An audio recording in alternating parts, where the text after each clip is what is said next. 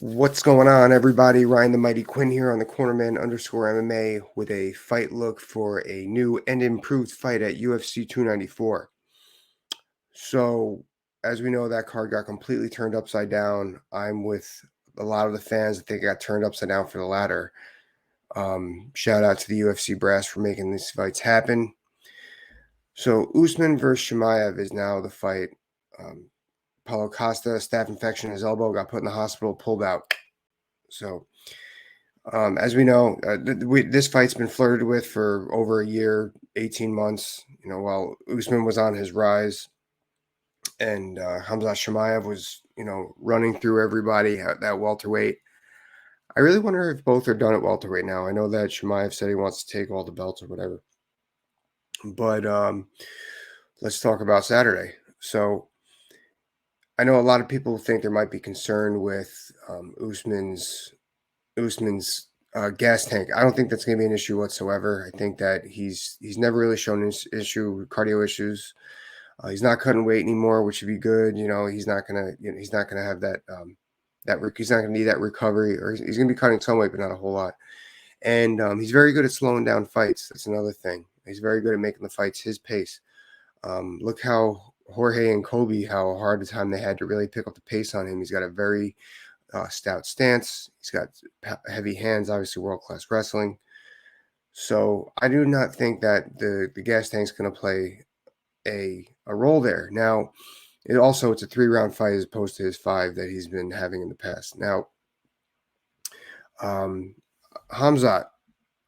So why don't we start with him? How does he do to win this fight? I mean, as good as Khamzat is, he's kind of one-dimensional in his attack. As far he's going to smash with wrestling, smash with punches, smash with kicks until he could submit you or you're knocked out. He doesn't really deviate. I think he might have to double down here and just get Usman up against the fence and try to just bear hug him for 15 minutes. I mean, I don't see him winning striking exchanges with Usman.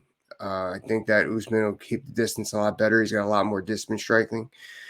Now, all right, let's jump around a little bit. Speaking of striking specifically with Usman, I really think that the biggest aspect of this fight is the game plan that Trevor Whitman puts in play here. Now, I know that this isn't a full camp. Doesn't really mean anything. A lot of these good coaches, when they see a world-class fighter that's running through people, I know I did this with me on the national level, on the amateur scene. Like, what is that guy doing that's so good that people aren't figuring out? Because me as a coach, I want to figure that out. And I think that Trevor Whitman has that in him. He's a great coach, one of the best MMA coaches in the game. And I'm looking forward to seeing what striking pattern, attacks, and combinations that Usman puts together for this fight.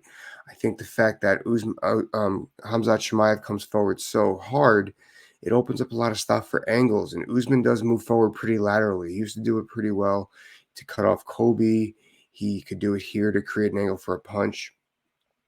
I do think that if Usman can set up that offline right hand, power right hand, that's going to be key here in this fight for many factors. I think that it's going to get his head out of the way during exchanges. I think it's a hard angle to catch. If I'm Chimaev, it's a powerful punch.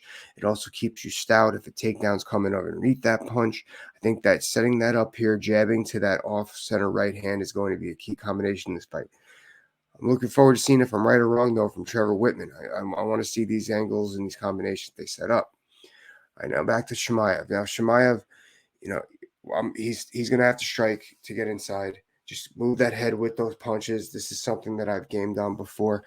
Maybe not get over aggressive with the double legs, but if he's going to go double leg, which he already does, he's pretty predictable with his double legs. As far as he goes double legs when he gets in, he does a little spin to try to crack down, take the weight off. I don't think he's going to be able to do that against a good wrestler like Usman. But what he is going to be able to do is come back up with the body lock, a high dive, as the Greco call it, and go against the fence. And I think that that's where he would make his bones in this fight. Now, I think that once he's there, he can't get too aggressive. I think we're going to see some shoulder pops, some old school foot stomps, and he's just going to try to win there. I think that he won't let Usman off the fence. He's going to try to work the takedown against the cage, which in its own right could be difficult. You might see a lot of belly to back position there with Usman working the escape. It's going to be a very tough fight to keep up, a very grueling pace to keep up against Usman. This is another reason why I think Usman might win this fight, because stylistically speaking, paper beats rock. That's kind of how I feel about this one. Now, as far as grappling is concerned, honestly, even when the takedowns come, I don't see a lot of ground time being exhibited in this fight. Especially if Khamzat gets the takedown, I can see Usman working stand-ups to try to make the opponent tired, the guy who's not used to the American wrestling style.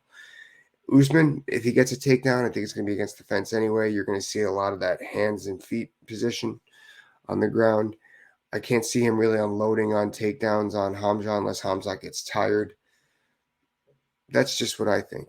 So it's going to be a great fight. I think the X factors are going to be that right hand and head movement from both guys. Who's going to move their head with their punches? Who's going to move their head with their entry?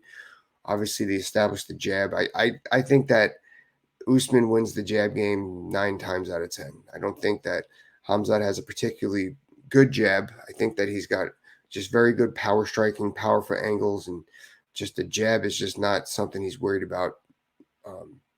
He's worried about developing, which is insane, because a great jab takes every fighter to the next level. But that's what I got, guys. It's going to be a great fight. Look back on my fight for the rematch with Volkan Makhachev, and I will see you guys after the fight. We'll tune in on Sunday. Talk to you later.